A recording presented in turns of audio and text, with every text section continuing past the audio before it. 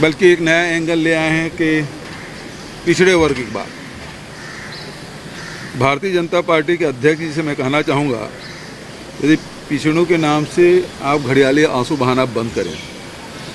छत्तीसगढ़ में 2 दिसंबर से आरक्षण का बिल हमने विधानसभा में पारित किया, सर्वसम्मत से पारित किया, लेकिन भारतीय जनता पार्टी के दबाव में अभी तक के उस बिल में हस्ताक्षर नहीं हो रहे हैं और इससे लाखों हमारे युवाओं का नुकसान हो रहा है, शिक्षा में भी और नौकरियों में भी है, शिक्षा में भी और नौकरियों में भी, शिक्षा में भी और नौकरियों में भी, शिक्षा में भी और नौकरियों में भी।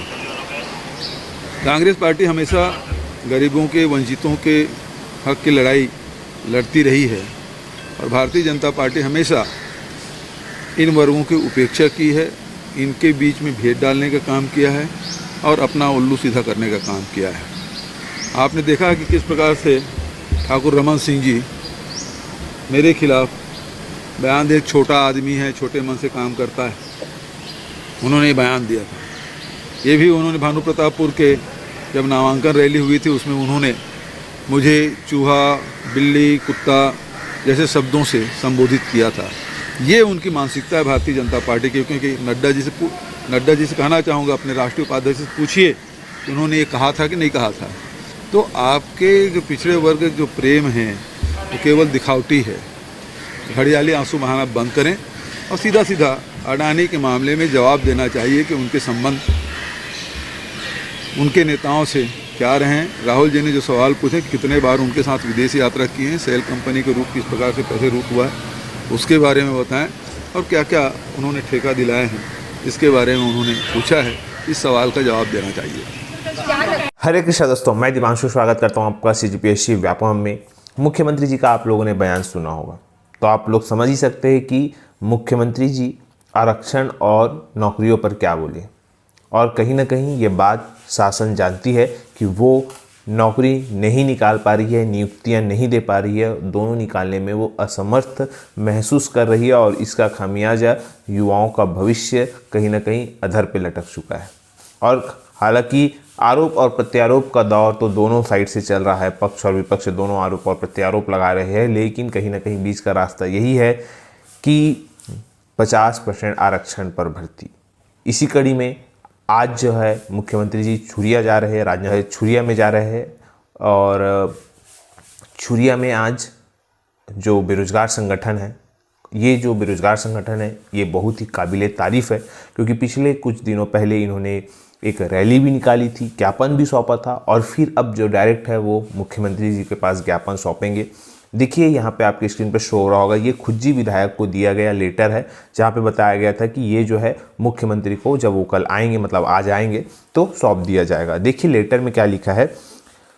रुकी हुई भर्ती प्रक्रिया 50% आरक्षण या बिना आरक्षण रोस्टर प्रणाली के जारी कराने हेतु। उपरोक्त विषय के अंतर्गत लेख है कि गत वर्षों से हमारे छत्तीसगढ़ राज्य में बहुत वर्षों से प्रतियोगी परीक्षा की भर्ती हुई ही नहीं है, जिससे हम बेरोजगार युवा मानसिक रूप से, सामाजिक रूप से परेशान होते जा रहे हैं, क्योंकि हम पिछले 4 वर्षों से प्रतियोगी परीक्षा की तैयारी जैसे शिक्षक भर्ती, ADO भर्ती, छात्रावास शिक्षक भर्ती, RI की भर्ती जो है नहीं हुई है, सभी संभाग में निकाले। हम आपके माध्यम से छत्तीसगढ़ सरकार व प्रशासन को वर्तमान समय में हमारे राज्य में 50% आरक्षण यदि लागू हो तो उसी आरक्षण प्रणाली से जो है वो परीक्षा या बिना आरक्षण रोस्टर प्रणाली की भर्ती प्रक्रिया को निकालने। अतः जो कल माननीय मुख्यमंत्री जी मतलब आज का आगमन हो रहा है, ये सूचना आपके महोदय से मुख्यमंत्री जी तक पहुँचे और हमारे माननीय मुख्यमंत्री जी कल ही घोषणा करें। धन्यवाद।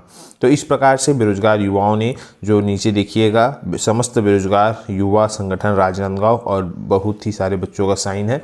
तो ये जो है मांग है। अब देखिए यहाँ पे मांग है, अच्छी मांग है। दूसरी बात क्या है, अगर हम बिना आरक्षण रोस्टर की भर्ती करेंगे तो कहीं ना कहीं वो भर्ती आगे जो है अटकेगी। ये ठीक है कि हाँ अभी वैकेंसी नहीं आ रही है तो वैकेंसी कम से कम निकलेगी ज़रूर, लेकिन आपको नियुक्ति नहीं मिल पाएगी।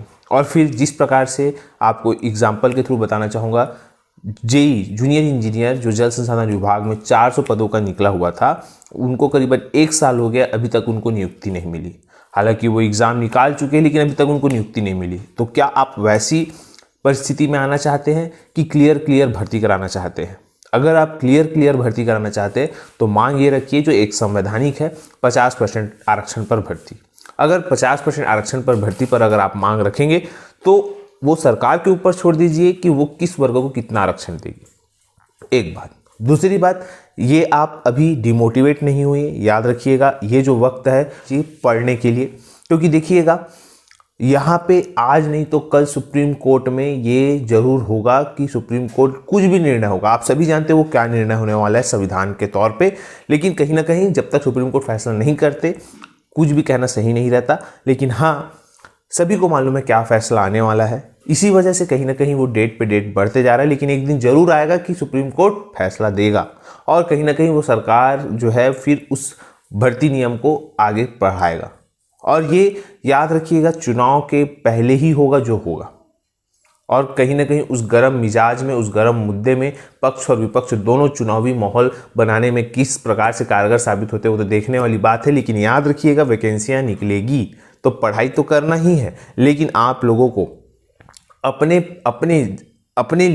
अपने लिए भी कुछ करना है, जो कि है जैसे कि मैंने आपको कल एक टेलीग्राम चैनल का नाम बताया था, उस टेलीग्राम चैनल पे आप जुड़ के आप अपने लिए कुछ कर सकते हैं। क्योंकि देखिएगा हाथ पर हाथ पकड़ के बैठने से कुछ भी नहीं होने वाला, आप सभी को ये बताना चाहूँगा।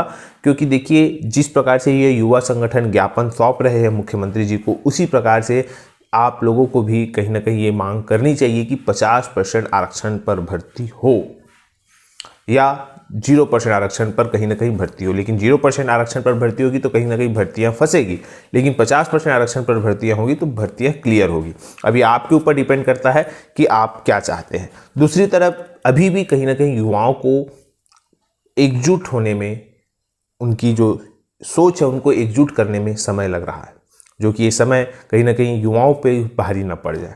क्योंकि समय है, अभी भी आप लोग एकजुट हो जाइए। बहुत सारे आरक्षण की ही वजह से जो है विभेद चल रहे हैं, कहीं ना कहीं अपनी अपनी मांगे रखी जा रही कि नहीं इतना। तो देखिएगा इस चक्कर में आज तक छत्तीसगढ़ में आरक्षण का पेच फंसा हुआ है। अगर आप चाहते हैं कि नौकरियां निकले, भर्तियां हों, तो कहीं ना कहीं हर वर्ग को कॉम्प्रोमाइज़ करना ही पड़ेगा, अन्यथा आप लोग पढ़ते रह जाएंगे और भर्तियां नहीं निकल पाएगी। कॉम्प्रोमाइज़ सभी को करना पड़ेगा। आप लोगों को मैं बार बार बोल रहा हूं, क्योंकि देखिए अगर 58% आरक्षण पर स्टे मिल जाता है तो बहुत अच्छी बात है, कोई कहीं दिक्कत नहीं होगा। लेकिन अगर नहीं मिलता तो बहुत बड़ी दिक्कत बात है। अगर देखिए 76% आरक्षण पर अगर साइन होना होता तो अभी तक हो जाता। और याद रखिएगा सबसे महत्वपूर्ण बात कि युवा का जो समय है वो बहुत ही महत्वपूर्ण है, इसे ऐसे जाया नहीं किया जा सकता।